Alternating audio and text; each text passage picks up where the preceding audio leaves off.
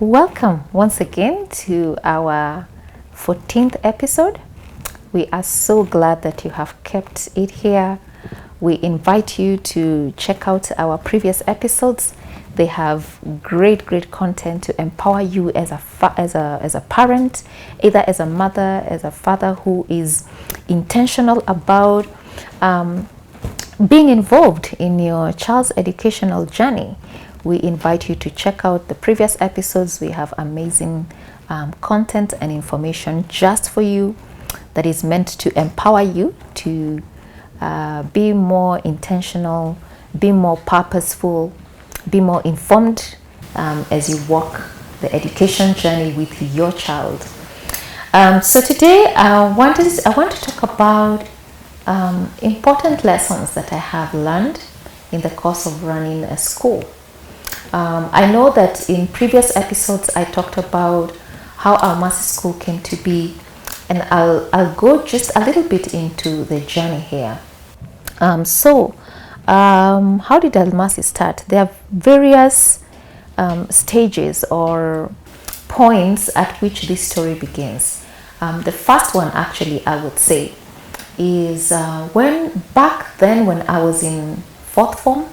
I remember it was the last visiting day, November 4th, 1990. So you all know how old I am right now. And my dad came and visited me at school. It was my final visiting day before I left secondary school. And I sat with him and we were talking about, now school is ending. What careers do you want to choose? And of course, my family had, I'd say we were modest. We were not poor, but we were not also like overly rich. We just led a modest lifestyle. And so, of course, as a teenager, there are things I didn't want. I thought I needed that I did not have access to, because money was not as available as I should have wanted it to be. And so I kept thinking about, which career is this that I will get into that is going to make me a lot of money.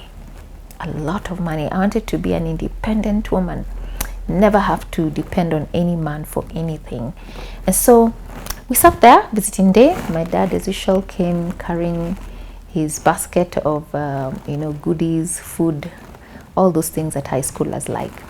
And we talked about career, and he asked me what I wanted to be. I told him, CG, I wanted to be an architect.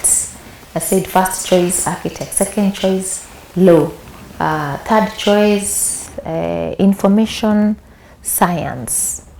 And then I said, I had some random things there. So he listened to me. Of course, he was very involved in my school. He knew what my performance was like. And, he actually, I'd say he's the first person who ever put the idea of teaching in my mind.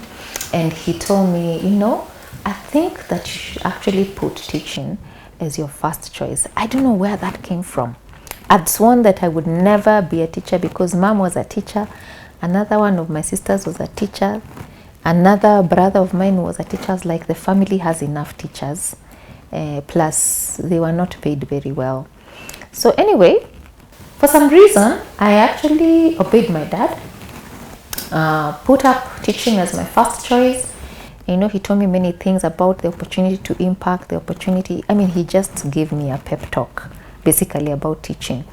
So put it there, and for real, I was called to study education at Kenyatta University.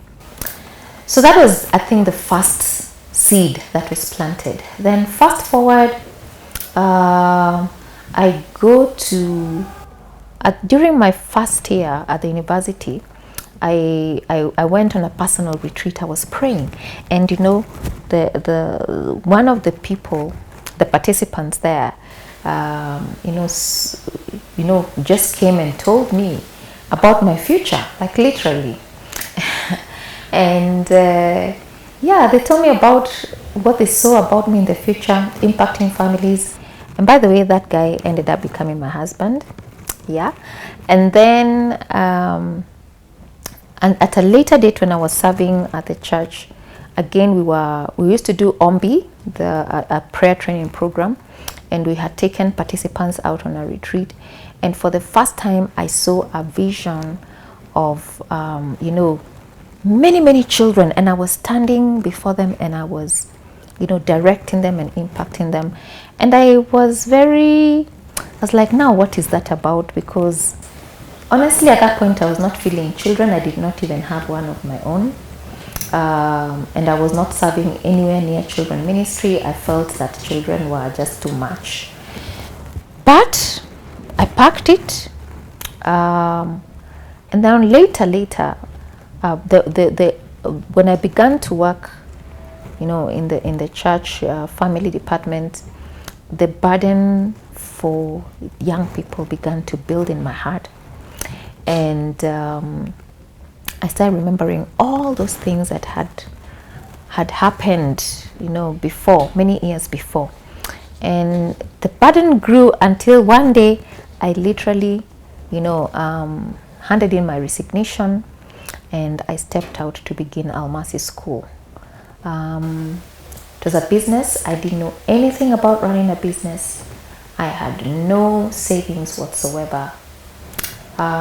So I went out, invited a few of our friends, to come and start this journey with us. I mean, let me just say that I was naive on so many things. I just didn't know. All I knew is that I had a burden to, impact children, impact young people in the formative days of their lives. And a school was to me the perfect setting, to impact young people and to mold them and to shape them and to develop in them, plant in them a seed, of fruitfulness in the future. And so it has not been easy. There were very many days I woke up wondering if this is the day I would close this school, because things got so hard. In the course of walking that journey, I lost friendships, and it was very, very difficult. In the process of walking that journey, we disagreed with parents, about one thing or the other. So it's been a very, very tough journey, I would say. And sometimes I wake up and I ask myself, why am I still in this thing? And for real, many years later, in terms of business, in terms of making a profit, that has been like a pipe dream. But anytime I go and I'm telling God, okay, should I give up on this thing? And the conviction is that the work is not over. And so I still run Almasi because my conviction from the beginning still holds, that there is immense opportunity to shape the future, to speak life, to speak hope, to bring healing in the life of a young one, to bring light, to a disillusioned teenager. And so I have desired that Almasi will be, a safe haven for children, for young people, that they would come there, that they would feel accepted, that they would connect with destiny, that they would find encouragement and the opportunity to be everything that they ever planned to be. And I pray for everyone who has ever been to Almasi. I pray for them. I pray that the seeds that we planted in their hearts will continue to grow, and that they will never forget their time at Almasi School, that it will be memorable, that it will be a life-defining moment. That is what I live for. That is why I wake up every day and go to Almasi School and work there. I think the greatest opportunity came recently. One, with the special needs children, and then secondly with a little Chinese boy who joined us not so long ago, didn't know English, was coming from a very broken home, and that boy loved coming to school, and home time was the saddest time of his day. And he would say he wants to be dropped the last, because He's leaving what is his safety and going back to a hostile environment. So I pray for that little boy. I pray that and when he came, by the way, would be at chapel and would be singing, and he would say, Chinese, no God, no God, no say God.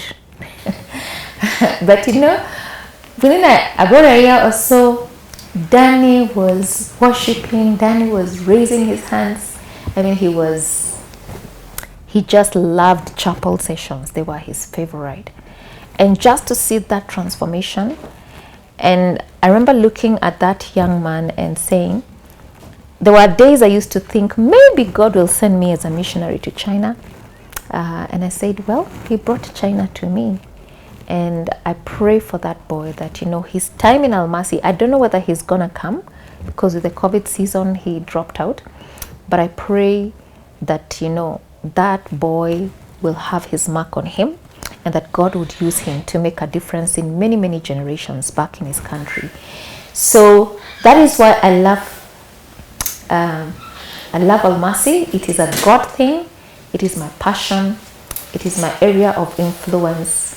And I look forward to every single child who comes to Almasi, because I know that they have been prayed for, that they have been asked for in prayer.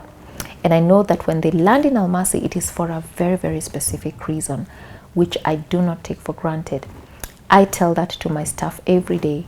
Be kind to these people. Minister to them.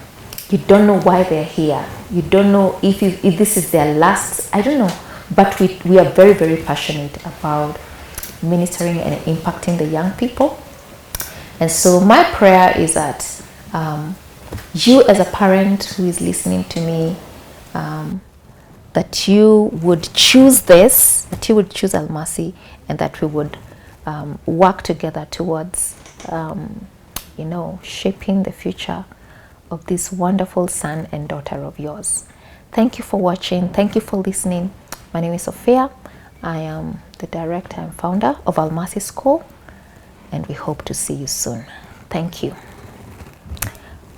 Call us on 0713-675-228 and check our website www.almasischool.org. Call us on 0713-675-228 and check us out on www.almasischool.org, and let the journey of significance for your son and daughter begin at Almasi School.